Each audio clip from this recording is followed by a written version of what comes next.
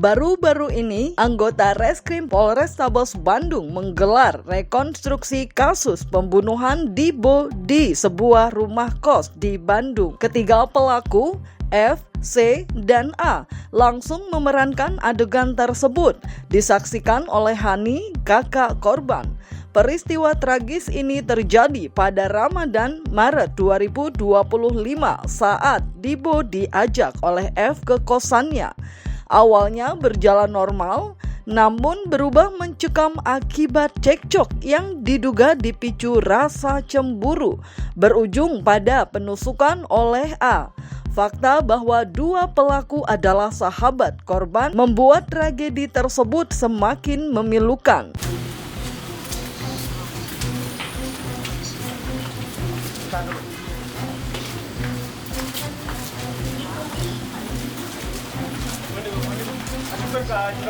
Karena saya gerbang, nanti batasnya semua sampai gerbang itu orang-orang.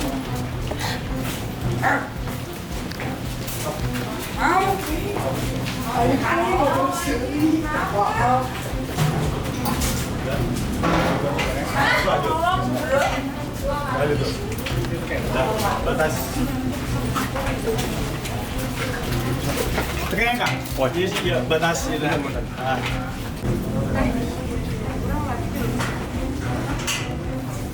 Geser Pak, sudah, benar geser, biar nggak masuk frame. Bapak saksi berapa itu kita maju ke depan? Orang melanggar. Saksi 2, saksi 6, boleh. Benar Pak. Benar. Oke sip. Ya, tahan. Adegan ke-29, 3, 2. Lanjut. Setelah itu dibawa kemana? Ke Grab. Lista. Di sana ada siapa? Saksi 2. Bunga. Di sana udah ada siapa? Mas. Grab aja. Kalau itu yang bawa ini Stefan. Udah datang. Malu nangis semua di sebelah. Minta.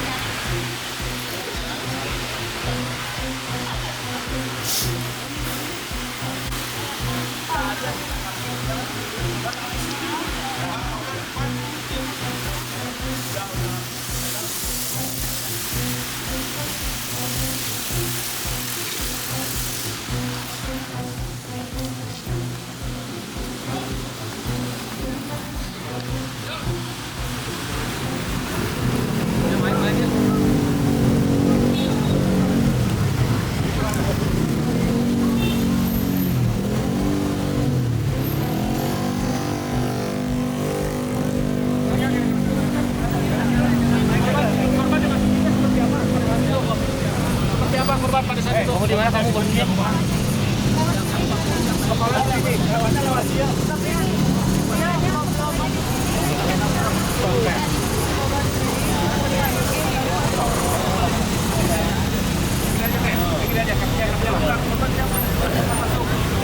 Mana saksi yang megang korban tadi mana Pak? Masukinnya sebelah sini. Si panggil.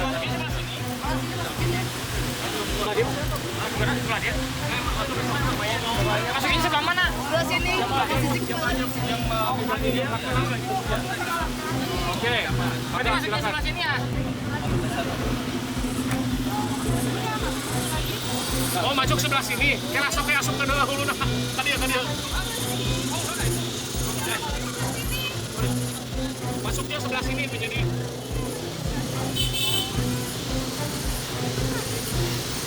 Nah, dokter masukin dulu kakinya sebelah. Nah.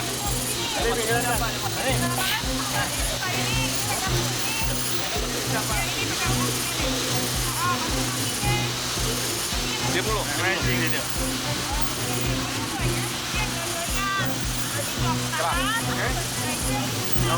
Kalau yang lain, kalau yang lain kemana? Yo, mainnya di mana? Yang lain kemana yang lain? Kamu di situ? Pas masuknya Udah masuk. Si dia di mana? Sia di mana? Pegang kepala. Di dalam. Sok, kamu narik ya? Yuk. Bapak, abutan bergeser 75, Pak. Ini saya di mana? Udah di dalam. Saya di mana? Clear.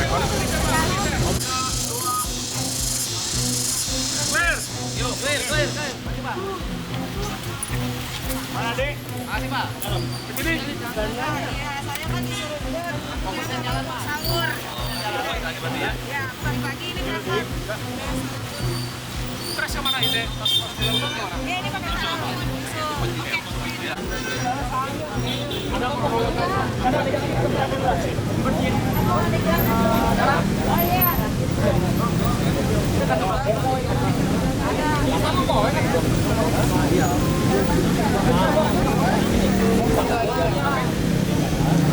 Satu hal yang sangat mengenaskan yang menimpa Ibu.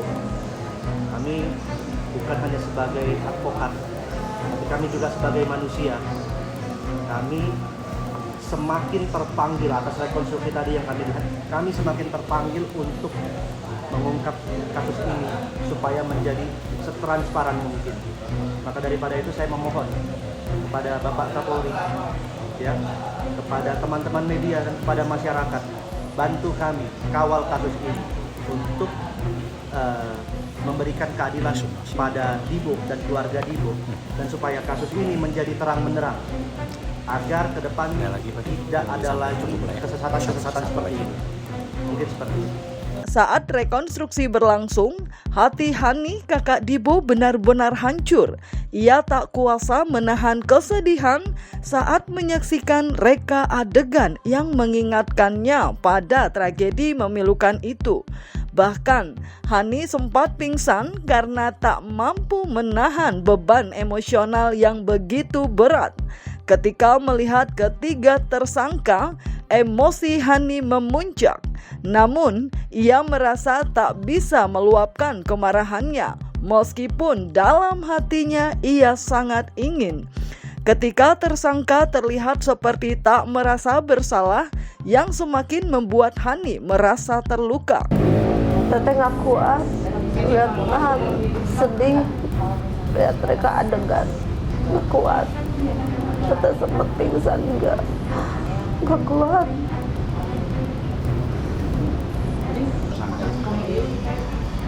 Itu 3 tersangka. Teteh udah emosi, cuman nggak bisa marah, tapi emosi teteh kayak nggak punya dosa. Mereka tuh melihat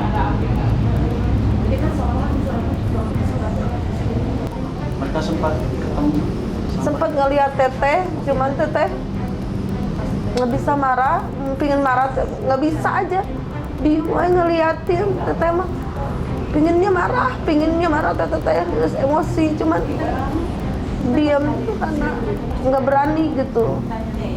sempat beradu lihat pandang sama teteh. Iya, tadi ngelihat teteh di pas ngelihat gitu, ngelihat teteh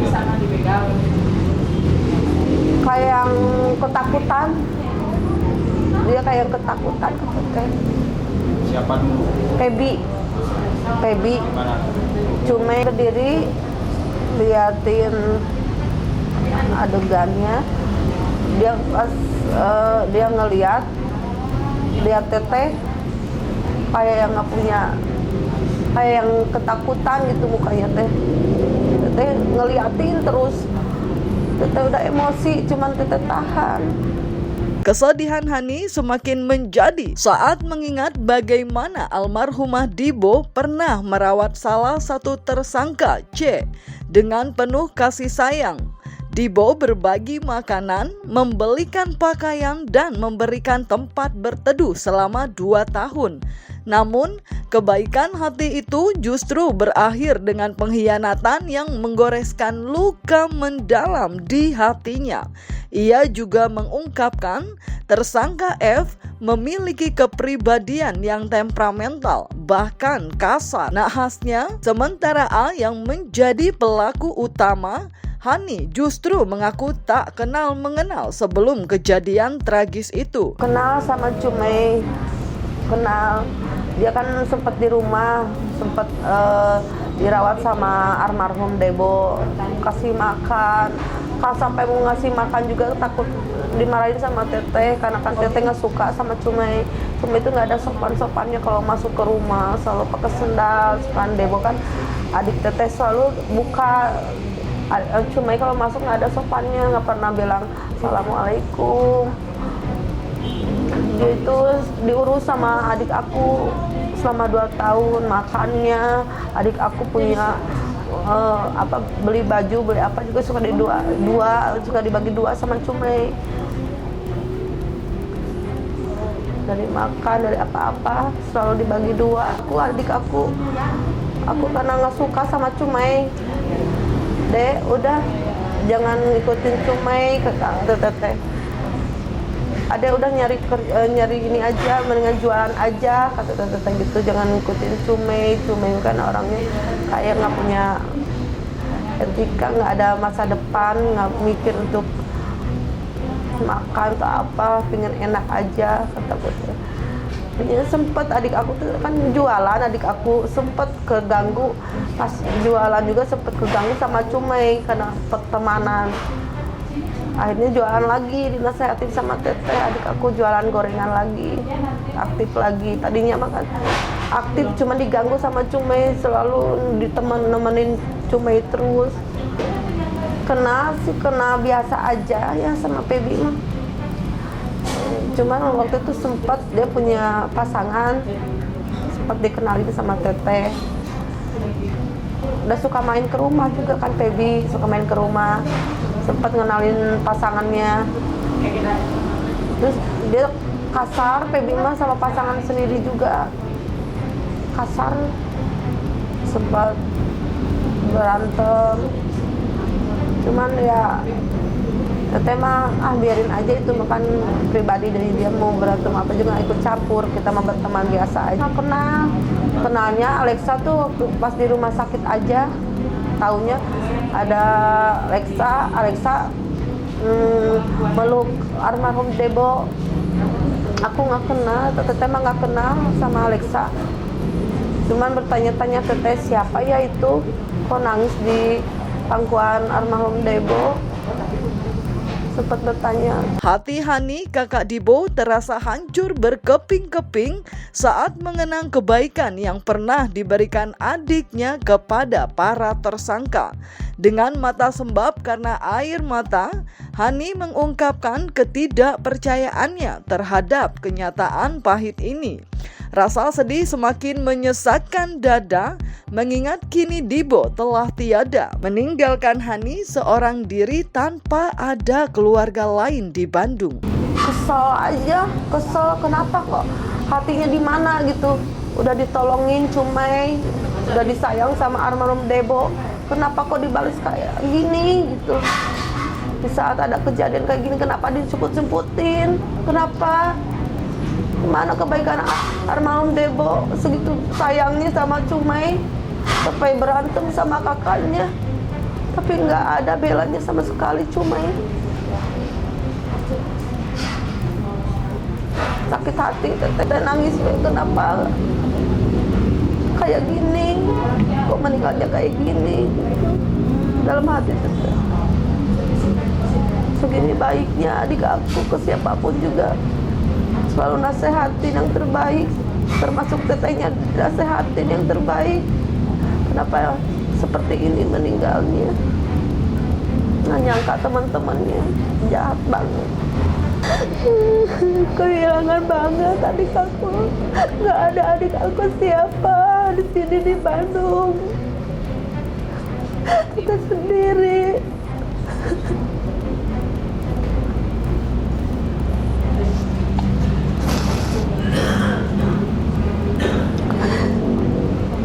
Mereka itu kan ada hubungan pacaran, Pak.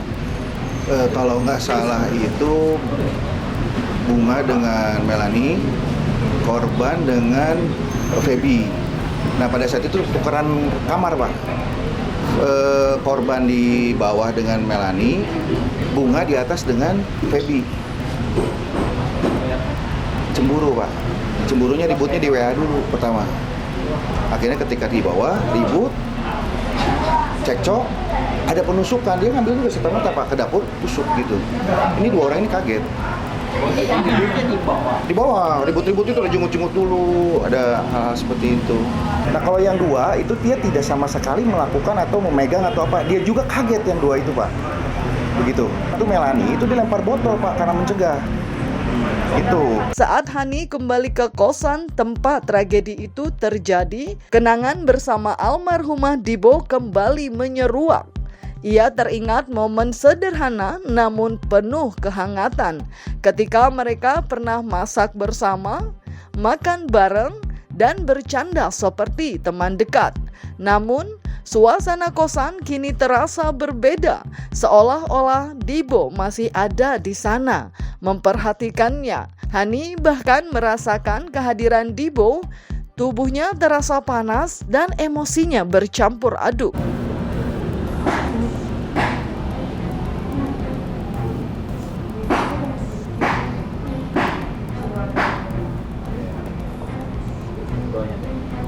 Amin.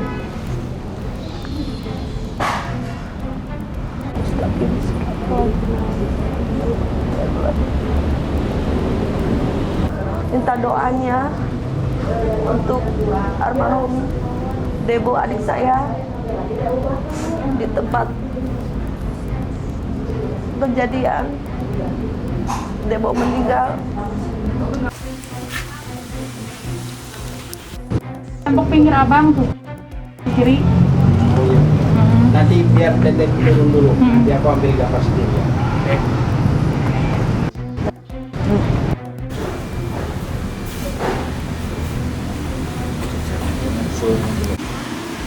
Semua dibersihin, semua udah dibersihin. Ini darah. Sekali kesini, Teteh, pernah sekali kesini. oke, ceritain ke sini ngapain? Biasa aja ngobrol gitu, masak-masak, makan teteh bareng-bareng, biasa masak. Teh masak yuk kata Pibi, teh masak, masak tumis-tumis kayak gitu, makan bareng biasa. Setelah kayak Debo ngeliatin, teteh merasa nggak kuat. Serasa Debo ada, panas badan teteh, merasa panas pas di atas. Ya serasa Debo ada aja di sini, kebayang banget. Adik aku minta tolong, pegang tembok, minta tolong, nggak ada yang peduli. Nggak kuat, merasa gemetar badan teteh, seluruh tubuhmu gemetar, kok bisa apa-apa, panas badan teteh. Mau nangis, tahan, tapi gemetar. Bagi Hani, ia hanya ingin memperjuangkan keadilan bagi almarhumah adiknya. Ia pun mengaku menyaksikan sendiri sejumlah kejanggalan. Di antaranya, terdapat luka di tubuh korban sebelum dinyatakan meninggal dunia. Pihak kuasa hukum keluarga pun meminta diadakan ekshumasi dan otopsi jenazah dan mengungkap fakta yang sebenarnya. Begitu pula dugaan bahwa selain A, F, dan C juga ikut terlibat dalam pembunuhan Dibo. Jadi ada beberapa versi, ya. Ada fakta baru yang kami juga tidak tahu dan menjadi tahu pada saat rekonstruksi. Salah satunya adalah masalah penusukan, ya. Proses penusukan. Ya. Jadi di dalam rekonstruksi tadi bahwa penusukan yang dilakukan oleh Alexa itu posisi si korban itu menghadap keluar. Itu menurut Febri. Di satu sisi lagi menurut Cumei bahwa korban itu menghadap ke dalam ruangan. Makanya tadi saya dengan penyidik dan dengan jaksa, saya komplain. Di sini berarti ada dua versi. Ya, melakukan begini pisaunya dan menusuk lehernya ini belakang. Nah ini gini. Bukan, dari kiri. Oh dari kiri. Oh gini. Sangat. Ini apakah kalau gini oke lah ya, lebih mudah. Tapi dia begini dengan posisi berdiri. Sambil ada satu orang menghalangi. Nah sampai ada cumai di sini yang menghalangi ya. Ya. Nah ini apakah mungkin? Gini. Dan sisi satu lagi mereka dalam keadaan berhadapan.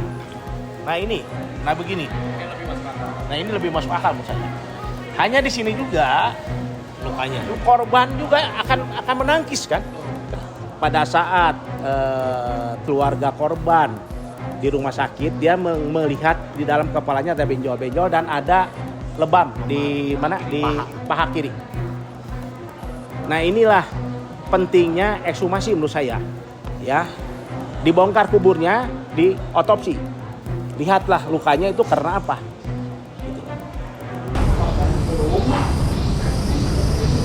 Ya harapan teteh mah minta keadilan sama polisi. Ya kan kesalahannya udah menghilangkan nyawa adik teteh ya. Teteh pasti maafin, tapi ya minta keadilan aja.